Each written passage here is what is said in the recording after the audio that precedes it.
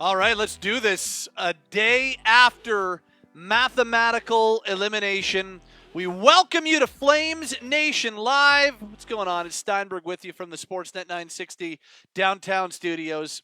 We knew it was coming. I know there were some keeping the hope alive, and all the power to you. I love optimism. I really do. But I think we all knew this was coming. I think that we all had a pretty good idea that, this was in the offing, and now it is official. The Flames will not be going to the playoffs this year. And let's talk. Let's break it down. How did we get here? Let's break it down. Who do we have in? We've got Sam, we've got JF, we've got Vicky, and we've got Shane. And, we've been talking all day on the big show on Sportsnet 960 The Fan. By the way, those are the people that have said hi on the comments. More people watching. Get your comments in right now if you would like to chat, if you've got any questions, or if you want to bring up some topics. We got lots of time to do that. But we've been talking all day on the show about how this thing went wrong and how it got so off the rails. The expectations were so high coming into the season, and the start was pretty good. I mean, that first game against Winnipeg, I knew they lost it. I know they lost in overtime, and they come home, they play those games against the Vancouver Canucks, and things were going good, and it felt like this team was heading in the right direction. And then next thing you know, they're firing a coach, and then next thing you know, they're losing 9 of 11, and then all of a sudden, you snap a finger, you get to May 10th, the Habs get it to overtime, and their season's done. And it ends up being this lost season. And I think there were a lot of culprits for it. I think first and foremost, they dug themselves too much of a hole. And the reason why they dug themselves such a big hole is because for the first half of the season, there were not enough of their top players that were playing to their capability. We weren't even asking them to have career seasons. But you go back and take a look at the beginning of the season and the first half of the season. Mark Giordano was not at the level that we're used to. Matthew Tkachuk, basically from start to finish, has not been at the level that we're used to. Johnny Gaudreau had a decent start, then kind of dipped, and has really only come back over the last few weeks. And you know what? I think there's a lot to like about what we've seen from Johnny Gaudreau the last little bit. But hasn't been the entire season, hasn't been there. You continue along down the line. Michael Backlund, Rasmus Anderson, Sean Monahan. The best players, historical best players on this team did not have full, complete seasons that you would say are to their capabilities. And thus, here we are today. And I think you can pinpoint, I would say there are 4 guys on this team that you could say, yes, they either lived up to or in some cases exceeded expectations. Chris Tanev, Noah Hannafin, Andrew Mangiapane, Elias Lindholm. Everyone else that you relied on this season to be the best players on the team didn't do that over the full year. There were stretches, there were weeks of time that went by that they were, but over the full season, when you needed that to happen, when this team's strength, we didn't think that this team had any elite talent coming into the season. So the strength of this team was their perceived strength was their depth. And the depth, when you're relying on depth and then the top of the depth chart doesn't live up to their end of the bargain, you get the situation that we've gotten so far this season. It's been an unfortunate year. There's no doubt about it. Let's get to it. Let's get to some of these comments. It's Steinberg with you on Flamesnation Live, brought to you by our friends at Deuce Vodka. Flamesnation Live brought to you every single show by our friends at Deuce. Check them out at your local liquor stores. Check them out on Instagram at Deuce Vodka, on Twitter at Vodka Deuce. And if your liquor store, sorry, I just had to get myself a hit of water there. If your liquor store does not carry Deuce Vodka, make sure you get it in because it is available Alberta-wide. Thank you to Deuce Vodka for bringing us Flames Nation live. Okay, Vicky, first comment. Was not a great season. I think they have the team to be in it for sure, but for some reason things were just not clicking. And that is kind of it's really interesting because I'm curious how the Flames organizationally look at this. Do they look at this as just a down year and a year that they struggled in, or do they look at this as maybe more indicative of a bigger problem and a a more negative trend? And so, depending on how the organization looks at it will really determine the way they go about their offseason. I do think that this team as constructed is better than what we saw this year. I agree completely, Vicky. But in saying that, I don't think like this to me is not the Tampa Bay Lightning from a few years ago. Remember when the Lightning missed the playoffs? I think it was the 17-18 season maybe where they missed the playoffs and we're like, "How did the Lightning miss the playoffs?" And then they bounced back and, won a President's Trophy and the following year won a Stanley Cup. And that was after some appearances in the Eastern Conference Final. Like that is not what we're talking about for me when it comes to the Tampa Bay Lightning. I think that they were a very good team that underachieved 1 year, blip on a radar, and got back to it. I'm not quite sure that's what we're talking about with the Flames. Like I think that they are better than what they've shown, but I don't think that they've underachieved so much that we're talking about a cup contender that fell right off of it. Could they be a playoff team next year? Sure, they could be a playoff team next year. I don't think that's completely out of question over 82 games, especially with the way they've been playing for the most part under Daryl Sutter. But are they an elite team next year without significant changes? That's where I'm a little bit more skeptical. What else we got here on our comments from Dallas? Howdy, Pat. Do we get the prospects now? We'll see. We'll see. I hope that we get to I would like to see Mackey. I would like to see Valimaki in an extended or elevated role. I would like to see Matthew Phillips or an Adam Ruzicka get an opportunity. I'd like to keep seeing Glenn Godden. I would like to see some of those younger players. And I think that there is a chance that, they decide to shut down a Monahan or a Tanev or something like that. I don't think that's out of the question. We'll wait and see. But I would like to see that. And I do think, Dallas, if there's ever been a time for them to start bringing those prospects in and giving them NHL team, now would be that time. Now would be that time. Mike asks, here is the juiciest topic of the day. What would the Flames offer to get a player like Eichel? Well, I do think that they are I don't think they'd be doing their job if they didn't put in a significant offer for Jack Eichel and at the very least make a push to bring him in. What that looks like? Well, I think that it has to involve, if from a Flame standpoint, they don't have the prospect or pick capital to do it. Like if the Sabres are looking for a potential franchise player prospect, then teams like the Rangers or the Kings are going to be the teams that have the best chance. When they could offer a Quentin Byfield, or if they can offer an Alexi Lafreniere or a Capo Caco, those are the teams that would be able to do it from that standpoint. For the Flames to get the Sabres to bite, I think it would have to be Matthew Tkachuk plus. I think it would have to be Tkachuk and, a prospect and something else would probably be the starting point for the Flames to do that. And look, I believe Jack Eichel's better than everybody on the Flames. I think he also fills a huge void on this team, and that is the void of a number one center. So I believe that they should make a significant push to bring Eichel in. Whether or not they have enough to do it, I'm a little bit more skeptical on that. And I'm a little bit more, I feel like the Rangers always get these players, so they probably would get. But I do think the Flames are a team that absolutely would be. I don't think they'd be doing their job or their due diligence if they didn't go and try for a guy, at the very least make a push for a guy like Eichel. What else we got here from Steve? Pat, do the Flames move on from Brad Treliving? I personally think they need a new direction, so he's gone for me. Do I think they do? Well, I'm like, in terms of my prediction, I'm 50-50 on that. I think that there's going to be a meeting with ownership after the season is done.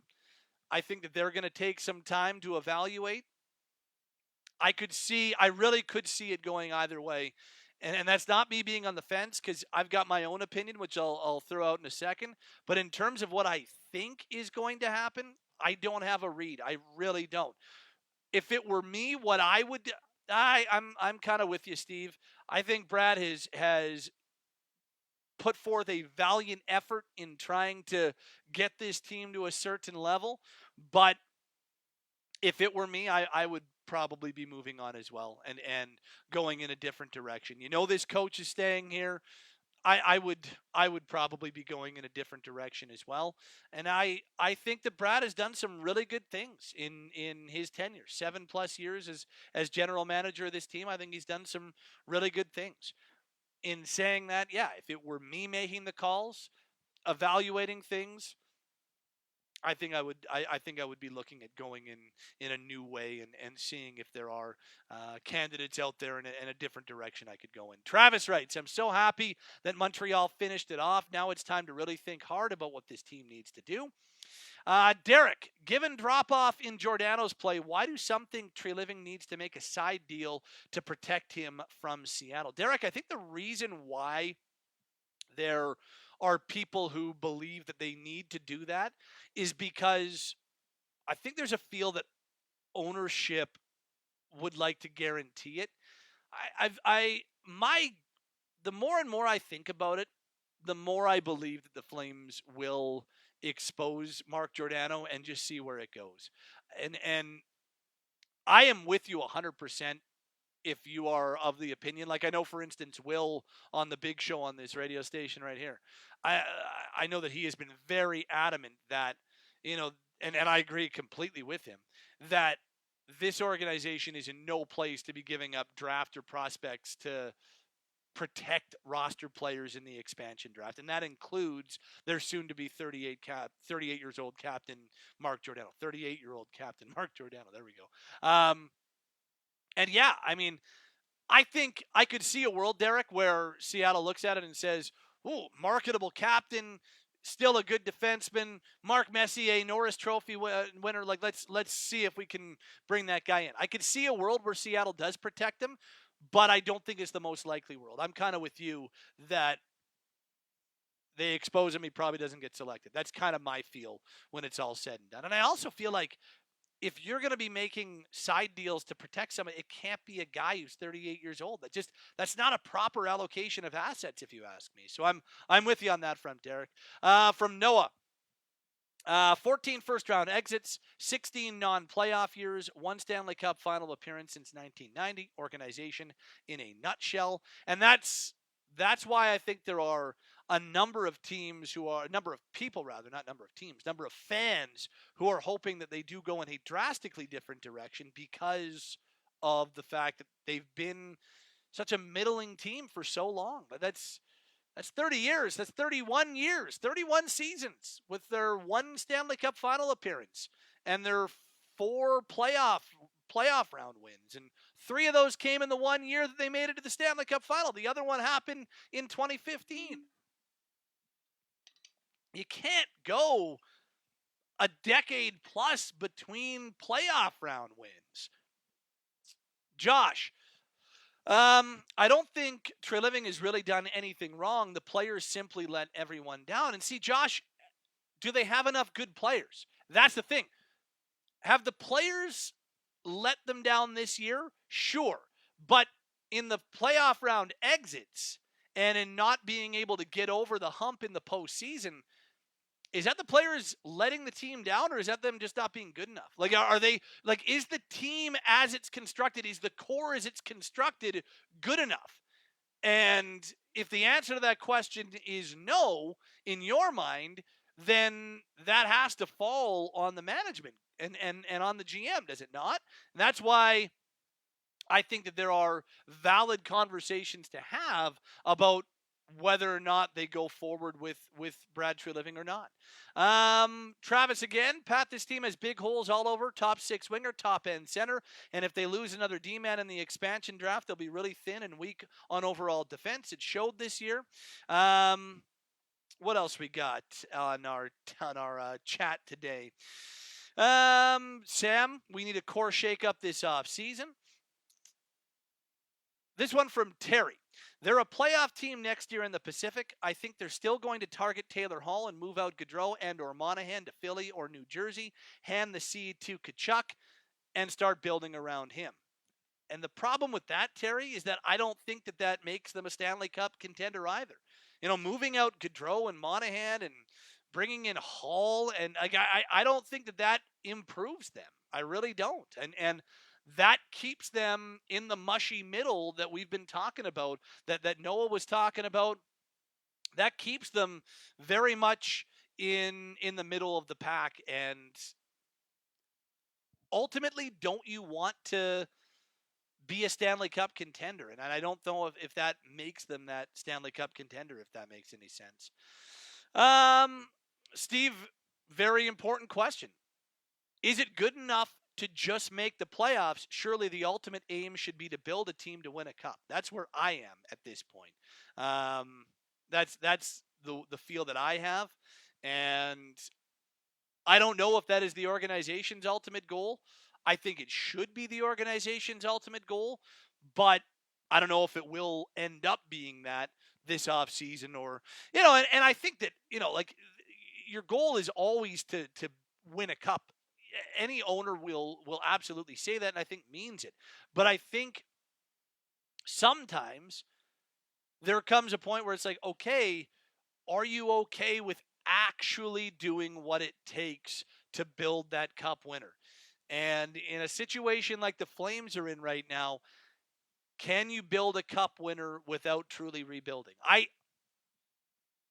I'm skeptical that you can without actually going and tearing it down a little bit and starting from scratch. That's why I'm so convinced for the first time in a long time that is something that they should really consider doing here. But, I do think that they want to win. I do think that but are they going about it the right way to do that? And finally from Jason, is Lucic going to win the Masterton? I don't know. Like there's no slam dunk this year for the Masterton. I think that Lucic was the perfect nominee from the Flames to win the Masterton. I honestly don't know how that would. I don't have a good feel on that, but I do believe, Jason, that yes, Lucic is the perfect guy from the Flames. He's had a huge resurgence this year. Good on him. He's worked hard at it. I think that he is a good candidate from the Flames to be named the Masterton nominee. Actually, I lied. One more from Derek. If a change in GM, would the Flames go after Jeff Gorton or Mike Futa or hand the reins over to Conroy? I could see them going, like, if they were going to go with a somewhat inexperienced guy like Conroy, and he's got a decade in management, so it's not complete inexperience, and I'm a huge Conroy fan. But if they were going to go that way, I would think that they might go with a president of hockey operations, like maybe bring in a John Davidson or something like that. If they don't feel like going down that road, then I do feel it might be like a Mike Futa or Dean Lombardi or somebody like that. Still, I think Conroy will still be very much in the mix. No, that's not. I believe that the contracts are up for the AGM group. I don't know that for sure, but I'm pretty certain that the contracts are up for the group of AGMs at the end of this season. So who knows what they will do? But yeah, I think if they were going to go promote Conroy to GM, if they were to go away from Brad Treliving, I think it would also have to go with bringing in a president of hockey operations. And there's a guy out there like John Davidson. Whether they decide to keep Treliving or not, I think John Davidson is a perfect hire this offseason for the Calgary Flames. No questions asked. I really do. Great stuff. Thank you for stopping by. We'll do it again this week with Pike. More big picture conversations to have. Another edition of Flames Nation Live coming up on Friday. For now, hopefully you are doing well. Hopefully you are in line and close to getting your vaccine if you haven't had it already. We're moving out of this thing. Stay safe. Be kind to one another, and we will talk to you later on this week on Flames Nation Live. Once again, we are brought to you by our friends at Deuce Vodka. Check them out at your local liquor store. Wherever fine spirits are sold, you can find our friends on Deuce Vodka. Follow along, flamesnation.ca. You can check us out on Twitter and Facebook and Instagram for flamesnation.ca. Check me out on Twitter and Instagram as well. Talk to you later this week. Be well, stay kind to one another, and have yourself a great rest of your Tuesday. It's been another edition of Flames Nation Live.